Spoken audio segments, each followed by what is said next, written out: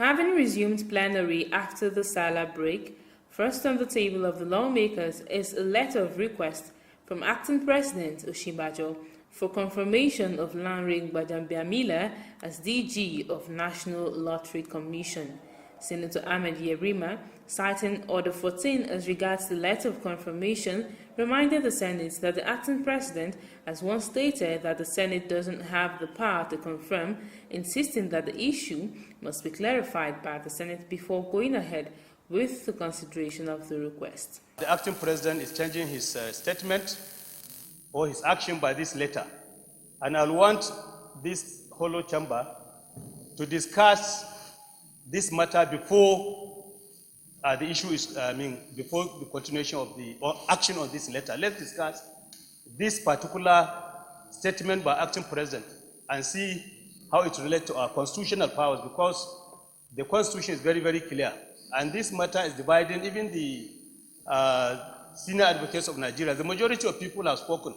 So I think it's better we discuss this letter now at an open session before taking decision on it. Yes. Mr. President, I think that if the Vice President, the acting president said, we don't have the power to confirm, and then on the other hand, he's sending us a document to confirm, which one are we taking? Has he withdrawn from saying that we don't have power to confirm? Or is he now saying that indirectly he has withdrawn, and then we should keep on going on to confirm? Now, if we should keep on going to confirm, then what of the one we rejected and they still confirm on their own and put in office?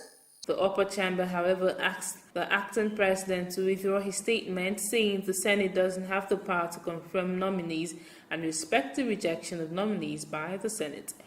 For Senator Shola Adeyeye, representing Osun Central, every public servant is to obey the law of the country, as no one is given an exception to dance around the law. The Deputy Senate President Ike Ekweremadu also emphasized that the law must be obeyed. Every act that specifies confirmation of any appointment is the law of the land. Nobody, not the president, not the vice president, not the Senate president, nobody has the right to avoid obeying that law.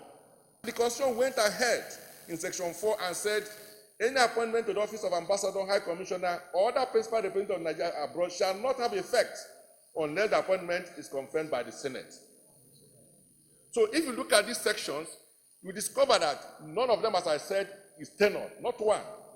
In his ruling, the President of the Senate, Bukola Saraki, said that the matter needs to be addressed and put behind the Senate, stating that they must respect the Constitution and laws enacted by the National Assembly. As a society, we can't pass laws, as said, and these laws are not being obeyed.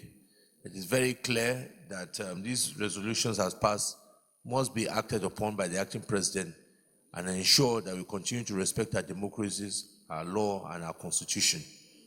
It is not for us to choose which laws we obey because we like them and which laws we don't obey.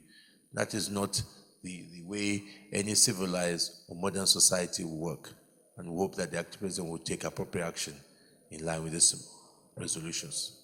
Thank you. However, our lawmakers also asked the acting president to respect the Constitution and laws enacted by the National Assembly as relating to the confirmation of nominees.